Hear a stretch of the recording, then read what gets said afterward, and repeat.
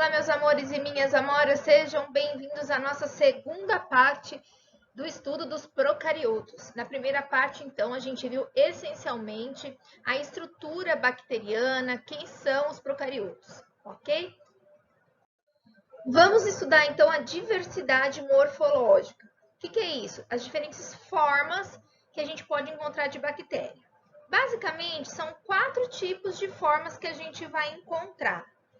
A cocos, que são bactérias em bolinhas, tá? Os vibriões, que são bactérias na forma de vírgula. Os espirilos, que são bactérias espirais. E os bacilos na forma de bastonete, que eu brinco que são as bactérias tic-tac. Sabe aquela balinha tic-tac? Não parece essas balinhas tic-tac? Então, é isso. Então, são basicamente 4. Cocos, vibriões, espirilos e bacilos. Essas 4 formas podem ou não ter flagelo. Esse flagelo pode ser um, pode ser vários, igual aqui no espirilo, né? Pode ter 2 e assim por diante. Então, tem bactéria flagelada e tem bactéria que não tem flagelo, ok? O cocos, ele pode estar, da mesma forma que alguns bacilos, eles podem estar na forma de colônia, né? Então, quando 2 bolinhas se unem formando a colônia, né, vivem juntas, eu tenho diplococos. Quando as bactérias, as bolinhas cocos, se unem num colarzinho de contas linear, eu chamo de streptococcus. E quando as cocos se unem na forminha de cacho de uva, é a estafilococcus. Então vejam que as bactérias é cada uma dessas bolinhas, mas elas podem estar na forma colonial, ok? E o tamanho, né? Nós já vimos mais ou menos ali comparando com vírus, né? A célula procariota, ela é muito menor que a nossa célula eucariota, né? Ela é geralmente do tamanho de uma mitocôndria, como a gente já falou. Essa figurinha real aqui, essa aqui é a nossa célula que carrega o sangue, a hemácia. Essa daqui é o glóbulo branco, nossa célula de defesa. E essas azuisinhas aqui são as bactérias, nesse caso, cocos, ok? Então, vamos ver aqui, ó. O ovo de uma rã, 1 milímetro. Né? A célula eucariota, que é célula vegetal e animal, pode ficar na escala de 10 a 100 micrômetros. Agora, observem que a mitocôndria e a bactéria está na escala de 1 micrômetro, ok? E olha só, o vírus é muito menor, 100 nanômetros, tá? Então, o vírus ele é muito menor. Tanto é que existe vírus que parasita bactéria, ok? Isso para vocês entenderem as dimensões. E reprodução? Nós já vimos, né? É só uma recordação da reprodução da bactéria. Então, a reprodução da bactéria é assexuada, não existe reprodução sexuada em bactéria, né? Então, é do tipo bipartição. Quais são os nomes diferentes, né? Fissão binária, divisão binária e cisparidade. São todas as mesmas coisas, tá? Então, como que acontece? Esse vermelhinho aqui é o material genético. Para ele não se perder, ele fica preso naquele mesossomo. Lembra o que é o mesossomo? Falei lá na primeira videoaula, que é a estrutura responsável por fazer a bactéria respirar. Quando a bactéria vai se multiplicar, vai se reproduzir, ele tem uma segunda função, que é se ligar no DNA para impedir, como o DNA não tem uma membrana nuclear, impedir que ele fique solto. Então, aí depois nós temos a duplicação, ou também chamada de replicação do DNA, né? Então, agora duplicou e aí dividiu aqui, né? A citocinese, a divisão do citoplasma. Então, tendo 2 células filhas idênticas, ou seja, são clones, reprodução assexuada, ok? Aí você vai falar assim, nossa, Ana, mas a gente viu na reprodução assexuada que tem muita pouca variabilidade genética, que a única forma da bactéria ser diferente é se houver mutação. É verdade. Mas as nossas amigas bactérias, elas são muito espertas. E ao longo da evolução, elas desenvolveram mecanismos para aumentar sua variabilidade genética, que não necessariamente tem a ver com a reprodução. Não muito comum mas alguns sites, alguns livros trazem o que eu vou dizer agora como forma de reprodução sexuada, mas não é reprodução sexuada, tá? São mecanismos que algumas bactérias possuem para aumentar sua variabilidade genética. Lembra que quanto mais diferentes são os seres vivos daquela população, maior a chance deles sobreviver frente a alguma alteração, né, ambiental. Então, olha só o que eu escrevi aqui, né? Ó. Além das mutações gênicas, as bactérias contam com 3 mecanismos responsáveis por aumentar a sua variabilidade. Então, nós vamos falar desses 3. Anotem aí. O primeiro deles é a conjugação. O que é a conjugação? Olha a figurinha, depois a gente lê. Nós temos uma bactéria A e a bactéria B. Essa bactéria A, o verde é o DNA dela. Só que a bactéria A tem um DNA extra, que é o plasmídio. E aí, então, a bactéria A vai criar uma ponte citoplasmática. É esse pile que a gente chama de pile sexual. Lembra lá na primeira videoaula que eu falei que algumas bactérias têm pelos ao redor, né, da sua parede celular? Esse pelo sexual, ele aumenta, é como se fosse um pênis, né? Nas suas dimensões aqui de bactéria. É chamado de pile sexual, ou pelo, ou fímbria. Eu coloquei aqui fímbria, pelo, pile sexual. Depende do livro, da questão, ok? E aí, o que acontece? A bactéria A duplica o seu plasmídio e passa por esse pile sexual, por essa ponte citoplasmática, o plasmídio para a bactéria que não tinha. Vejam que a bactéria B aumentou a sua variabilidade genética. Por que ela aumentou a sua variabilidade genética? Porque agora ela tem um DNA extra que ela não tinha, né? Então, vamos lá. O que é a conjugação? Duas bactérias unem-se e estabelecem entre si uma ponte citoplasmática por meio de uma fímbria, um pelo. A bactéria doadora duplica seu plasmídio e doa para a bactéria receptora, ok? Aqui eu trouxe uma questão que caiu na Unicamp, achei super interessante, porque hoje cada vez mais é comum a interdisciplinaridade, né? E essa questão caiu na parte de inglês e estava falando da conjugação da resistência a antibióticos, plasmídio. Lembra que o plasmídio tem genes de resistência a antibiótico? Aí ela fala essa questão dessa resistência e aí ela pede a resposta certa em português. E aí, se você sabe a conjugação, você nem precisa ler o inglês, porque você já consegue saber a resposta olhando as múltiplas escolhas, tá bom? Então, eu trouxe essa questão porque eu achei bem interessante. O segundo caso, anotem aí, é a transformação. A transformação é o mais simples, né?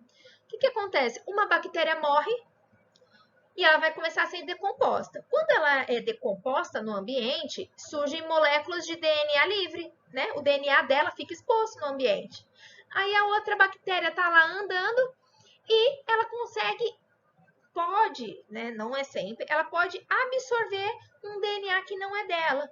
Então, aqui nós temos uma parte do DNA, essa bactéria absorve esse DNA e consegue integrar esse DNA no DNA dela. Tá? E aí, isso o quê? Aumenta a variabilidade. Vejam que não é reprodução. Ela não está se multiplicando. Ela está apenas absorvendo um DNA que não era dela. E aí, aumenta a variabilidade genética dela. Então, uma bactéria absorve moléculas de DNA disponíveis no meio e os incorpora ao seu DNA. E a terceira é chamada de transdução. E para transdução, eu preciso de um bacteriófago. O que é o bacteriófago? É o vírus que parasita a bactéria. Então, vamos lá. Nós vimos como ele já se reproduz, né? Ele insere o seu material genético e ele gera cópias dele próprio. Quando ele gera cópias dele próprio, ele mata a bactéria hospedeira. E pode ser que uma parte desse DNA da célula hospedeira entre na partícula viral. E aí, essa entrada desse DNA da hospedeira, na hora que ele for inserir o seu material genético em outra bactéria, esse material vem para essa. E pode ser que ele inseriu, mas ele não, essa bactéria conseguiu conter o vírus. Ele não se reproduziu lá dentro dela, então ela não vai morrer.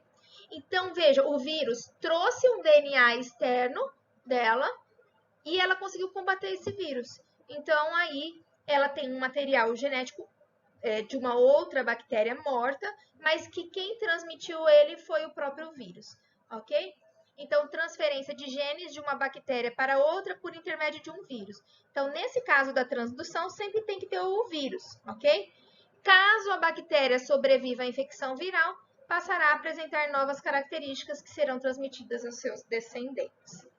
Claro que se ela morrer, não vai transmitir. Algumas bactérias, elas conseguem produzir esporos, tá?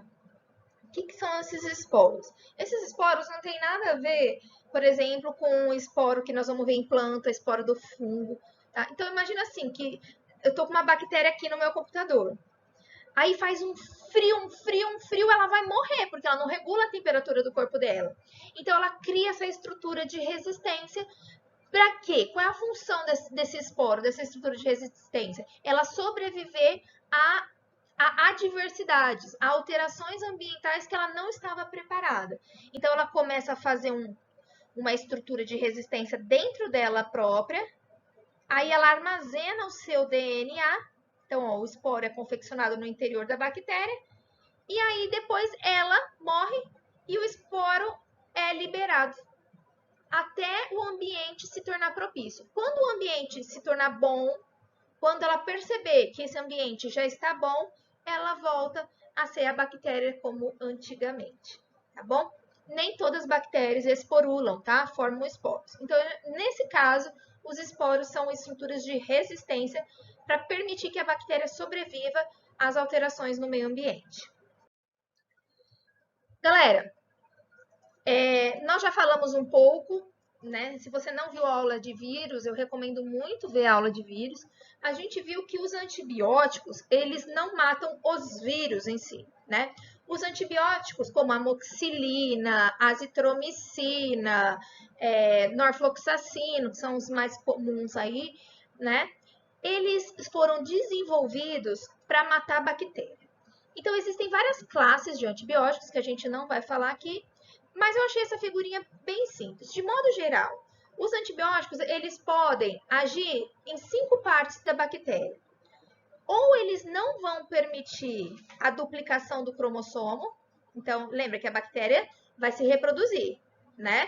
Então, o antibiótico, ele pode atuar para a bactéria não fazer a divisão binária. Então, inibe a duplicação, ok? Uma outra coisa, ele pode inibir as enzimas do metabolismo. Então, bloqueia as enzimas do metabolismo, a bactéria não vive sem reações químicas, tá? O antibiótico pode causar danos na membrana plasmática e aí sofrer lise, né, quebra. E principalmente esse 4 aqui, ó. Os antibióticos atuam na inibição da síntese de proteínas. O que é isso? Eles atuam no ribossomo. Então, eles acabam matando os ribossomos, ok? Nenhum ser vivo vive sem proteína. E uma das chaves para fazer proteína é o ribossomo. E tem antibiótico que também inibe a produção da parede celular, dessa estrutura externa. Se não tem parede, a bactéria também morre. Então, vejam que os antibióticos são desenvolvidos única e exclusivamente para matar bactéria. Mesmo porque vírus não tem parede celular, vírus não tem ribossomo, né? Vírus não tem membrana plasmática, vírus não tem metabolismo. Então, esses antibióticos são desenvolvidos especificamente para algum ponto das bactérias, para matar a bactéria. O que tem acontecido? Vamos lá. A gente já falou isso lá no começo do ano, né, na introdução à biologia. Acontece que o uso indiscriminado de antibiótico, você usar antibiótico sem receita médica, uso muito prolongado de antibiótico, dá uma dorzinha de garganta, antibiótico, dá não sei o que, antibiótico, está selecionando bactérias resistentes que não morrem com esses antibióticos. Então, olha, imagina que você está com uma dor de garganta e essa aqui é a população original da bactéria, tá? Então, essas cores diferentes significam que elas são diferentes, variabilidade genética diferente. Sendo que o amarelinho, a resistência a antibiótico é muito baixa da bactéria, quase não tem, e vermelho, a resistência é alta. Olha só, uso inadequado. Quando eu uso inadequadamente o antibiótico, eu acabo matando quem não tem resistência. Por exemplo, quem não tem plasmídio. E eu seleciono uma pequena porcentagem de bactérias que não morrem com o antibiótico. E essas bactérias começam a se multiplicar. Aí você vai usar o antibiótico X, o Y, o Z, não vai surtir efeito, porque você selecionou bactérias resistentes a antibiótico. Essas bactérias que não reagem, que não morrem a nenhum antibiótico, são chamadas de superbactérias. Se você tem parente, ou teve num hospital, foi para UTI, que geralmente pega infecção hospitalar, e aí o médico falou assim, olha, ele pegou uma superbactéria. O que significa pegar uma superbactéria? Significa que a pessoa pegou uma bactéria em que provavelmente essa bactéria não morre com nenhum antibiótico existente atualmente. Tá? Isso é tão verdade que eu vou trazer duas notícias para vocês. Olha, ano passado, a ONU alertou, né, sobre superbactérias são uma das maiores ameaças às futuras gerações. Segundo a pesquisa, um dos principais motivos para o aparecimento de bactérias resistentes é o uso indiscriminado de remédios, como, por exemplo, os antibióticos. E agora, na pandemia do coronavírus, está o quê? É protocolo médico da azitromicina, que é o antibiótico. Né? E a gente já falou da azitromicina em relação ao vírus, coronavírus, lá na aula de vírus. E aí saiu uma reportagem no R7, em 26 de maio desse ano, de 2020. Olha que interessante. A ameaça das superbactérias deve aumentar no pós-pandemia. Por quê?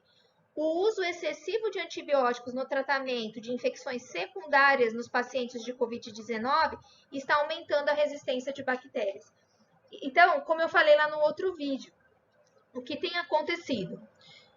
A pessoa tem o coronavírus, aí o protocolo é dar antibiótico. Mas o antibiótico, a azitromicina, ela não mata o vírus, né? E aí, então, esse uso indiscriminado, você toma a azitromicina para combater infecções secundárias. O que é infecção secundária? Que surgem depois. Então, o coronavírus entrou no seu corpo, o teu sistema imune de defesa vai lá para baixo. Quando o seu sistema imune vai lá para baixo, a bactéria que está no teu organismo, ela pode se manifestar. Então, o uso dessa azitromicina serve para isso, para combater possíveis infecções que surjam em decorrência do coronavírus. Não que a azitromicina vá matar o coronavírus, né? E a gente já falou na outra aula que existem estudos de como que a azitromicina interfere na multiplicação viral, mas não que ela mata o vírus, né? Então, galera, isso daqui eu acho que é o mais importante das aulas até agora, né? Vocês entenderem para a vida de vocês como é importante tomar remédio de forma certa, o antibiótico de forma correta, ok? E eu vou ficando por aqui e até daqui a pouquinho com a terceira e última parte dos procariotos.